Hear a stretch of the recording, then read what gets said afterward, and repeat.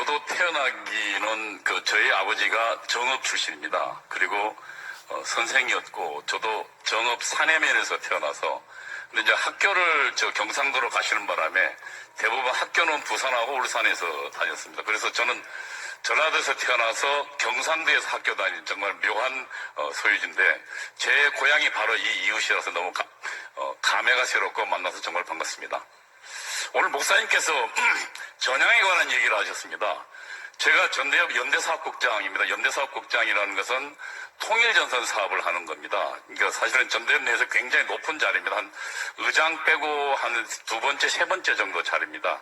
제가 주로 했던 게 야당 정치인들, 이제 김대중, 김영삼 씨 만나고 그 다음에 지금 민주운동 장기표, 그 다음에 죽은 이런 사람들을 만나서 연대 사업을 하는 것이 제 일이었습니다. 그래서 그렇게 하다 보니까 제가 김대중 씨를 1대1로 만난 게 20번이 넘습니다. 김대중 씨의 동교동 집에 들어가서도 만났고요. 그리고 거기서 같이 1시간, 2시간 같이 밥 먹기도 하고요. 서귀호텔에서도 만나고요. 당사에서 만났습니다. 근데 제가 분명히 말씀드릴 게 있습니다. 제가 월간조선에도 이 이야기를 한 적이 있습니다. 공개적으로요. 김대중 씨는 저를 만날 때 당시에 북한의 지도부가 대남사업 지도부가 한국민족민주전선이라는 것입니다. 그것이 당시 주사파들의 지도부였습니다.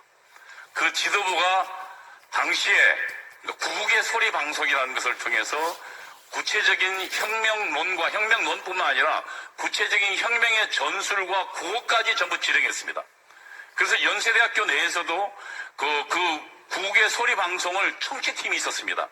5개 팀이 24시간 청취했습니다. 그래서 그걸 전부 타이핑했습니다.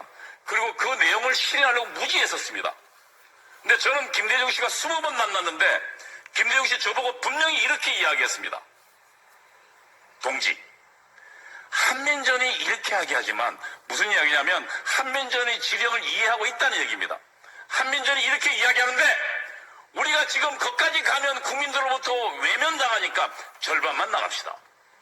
이게 저와 김대중이 마주 앉아서 했던 나눈 대화들입니다. 이런 사람이 대한민국의 대통령이 됐던 것입니다. 제가 분명히 말씀드릴 수 있습니다. 김대중은 단 한 번도 전향한 적이 없습니다. 그는 북한의 지시를 받는 사람이었다고 분명히 말할 수 있습니다. 제가 그 증인입니다. 저는 월간조선의 이야기를 분명히 대담으로 기사하고 했습니다. 한 번도 김대중 씨 측에서 저에게 항의하는 사실을 본 적이 없습니다. 그리고 또 하나 말씀드리겠습니다. 여러분, 만일 전향을 한다면 바울처럼 해야 됩니다. 사울이 바울이 된 것처럼. 자기가 했던 것이 부끄러워야 됩니다. 저는 이 자리에 있을 때마다 과거 제가 주사파 있던 사실이 정말로 부끄럽고 창피하고 몸둘 바를 모르겠습니다. 내가 왜 그 이승만을 몰랐던가? 내가 왜 박정희를 정이라고 생각했던가? 그것이 부끄럽고 치욕스럽습니다. 저는 전향이 그거라고 생각합니다. 저는 10년 넘게 공부하면서요, 문제가 있다고 느끼면서 10년이 걸렸습니다.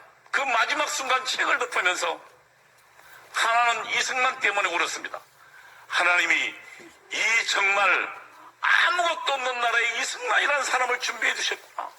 젊은 시절에 그를 사형장으로 몰면서 그 절체절명 순간에 하나님을 고백하게 하고 만나게 했던 그 이승만, 그가 우리 국민 전부가 아무도 모르던 자유와 민권, 민주주의를 그를 통해서 이 대한민국에 심었던 것입니다. 그것이 고마웠고, 두 번째는 이 나라를 그 전쟁 통해서 구인했던 그 하나님의, 그리고 이 땅에 아무것도 모르는 이 땅에 왔던 선교사들 목숨 걸었던 그분들이 고마웠습니다. 그리고 다시 저를 보니까 제가 저주스러웠습니다. 저는 저의 과거의 잘못들을 여러분께 고백하는 것이 저의 책무라고 생각합니다. 이것이 전향이라고 생각합니다. 저는 그래서 아까 목사님 말씀처럼 김대중은 절단코 전향하지 않았다. 그는 끝까지, 그리고 그는 10억 불 정도가 간 걸로 합니다. 북한에. 그 돈이 우리에게 핵폭탄으로 나고왔습니다. 그것이 어떻게 전향한 사람이 그런 대한민국의 적군을 돕는 일을 했던 것이라고 저는 분명히 말씀드릴 수 있습니다.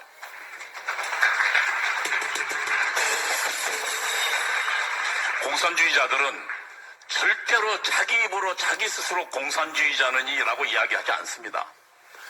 그들의 말의 의미를 찾아 들어가면 그들의 뜻을 바라볼 수 있습니다. 제가 어제 말씀드렸던 공산주의자는 적어도 아로 단계 아니면 내가 주체사상 신봉자라고 밝히지 않습니다. 아로라고는 이석기가 있던 그 조직이 아로입니다. 그러니까 리볼루셔너리 오가니제이션, 혁명가 조직, 그리고 그 위에 최상층의 VO가 있습니다. 혁명정당. 이 두 단계들만 김일성 사상을 이야기합니다. 저는 제가 김일성 사상을 배웠습니다. 김일성 사상의 핵심은 딱 하나입니다. 그 수령이 나에게 가장 중요한 정치 사상적 생명을 주었다는 것입니다. 그리고 그 수령 덕분에 나는 영생한다는 것입니다. 여러분, 이것이 어떻게 기독교 유일신 하나님과 함께 갈 수 있습니까?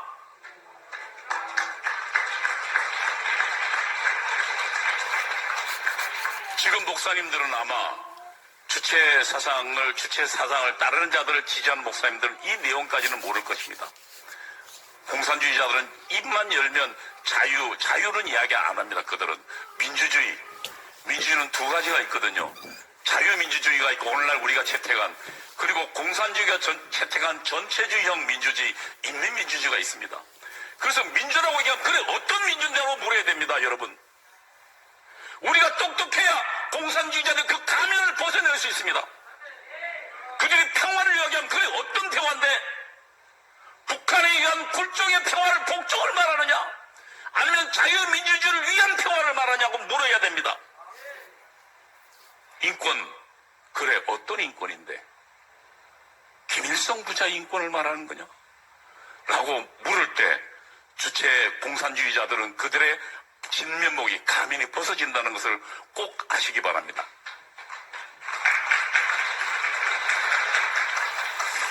제가 배웠던 거라서 목사님이 오늘 그 농지기계 이야기했는데 저도 좀 말씀드려보겠습니다.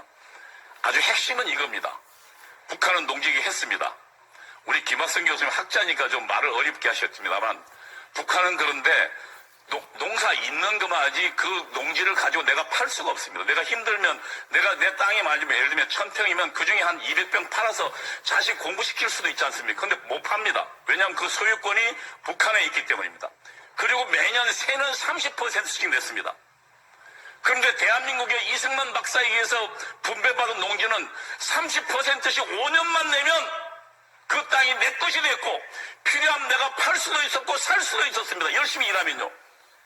그래서 이것을 받은 농민들이, 그리고 농민의 자신들이 6.25 전쟁에 나갔던 것입니다. 나에게 받은 이 땅을 위해서, 내 피보다 소중한 이 땅을 위해서 6.25 전쟁에 나가서 농부의 자식과 농부의 그 아들들은 6.25 전쟁에 목숨 걸고 피를 흘렸던 것입니다. 그리고 공산주의자의 선동이 넘어가지 않았습니다. 대신 대한민국의 지주계급은 몰락했습니다. 아마 이 호남 지역에서 몰락한 지주계급 많습니다. 왜냐하면 정권을 받았는데 전쟁을 치르니까 쌀값은 확 올라가는데 정권은 전부 휴지조 같겠습니다. 그래서 대한민국의 지주는 없어져 버리고 정말로 농민들이 잘 사는 나라가 되어버린 것입니다.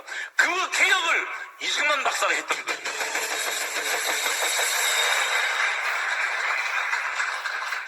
저는 지금 주사파들이 어떤 단계에 있는가를 말씀드리겠습니다. 혁명 바로 전 단계가 민중주도의 민주연립정부입니다. 말이 용어는 어렵습니다. 아주 심플하게 이야기하면 그 정부의 역할이 뭐냐면 첫 번째 파쇼 체제 개혁입니다. 파쇼 체제란 주사파들이나 공산주의의 용어인데 한마디로 얘기합니다. 보수 반동 정치인과 보수 반동 관료들, 그리고 보수 반동 재벌들을 없애는 것을 말합니다. 여러분, 그것이 민중주도의 민주연립정부의 첫 번째 사명입니다. 여러분, 문재인 정부 들어서는 맨 처음 뭐 했습니까? 적폐청산했습니다. 적폐청산을 다른 말로, 북한의 혁명론 말로 다시 번역하면 제85 정치체제 개혁이라는 것입니다. 이것이 문재인 정부가 한 것입니다. 그에 따라서 대통령 2명 구속시켰고 고위관료 150명 감옥 보냈습니다. 그리고 지금 보수단체들 아주 피를 말렸습니다. 그리고 재벌 이재용 그 다음에 롯데 모든 재벌들 다 감옥 갔다 왔습니다. 이게 북한의 혁명론을 따르는 결정적 증거가 아니고 무엇이란 말입니까, 여러분?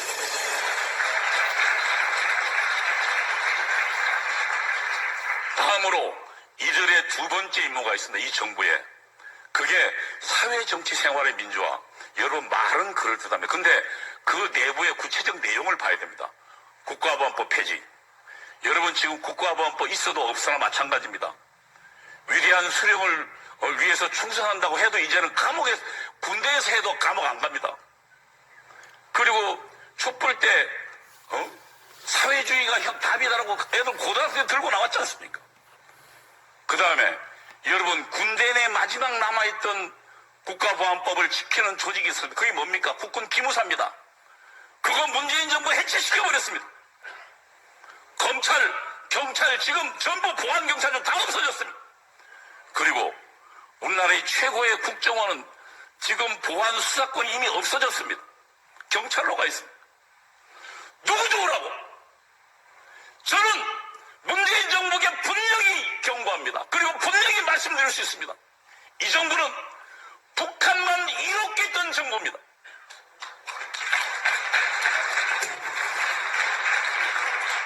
이제 이번이 대통령 선거 며칠 남지 않았습니다.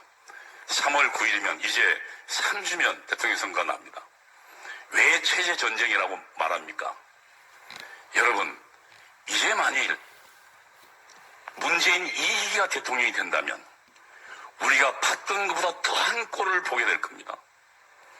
저는 제가 주사파했던 사업으로 분명히 증언할 수 있습니다. 여러분, 대한민국의 자유민주주의 시장경제가 무너지는 것을 여러분 눈앞에서 보실 것입니다.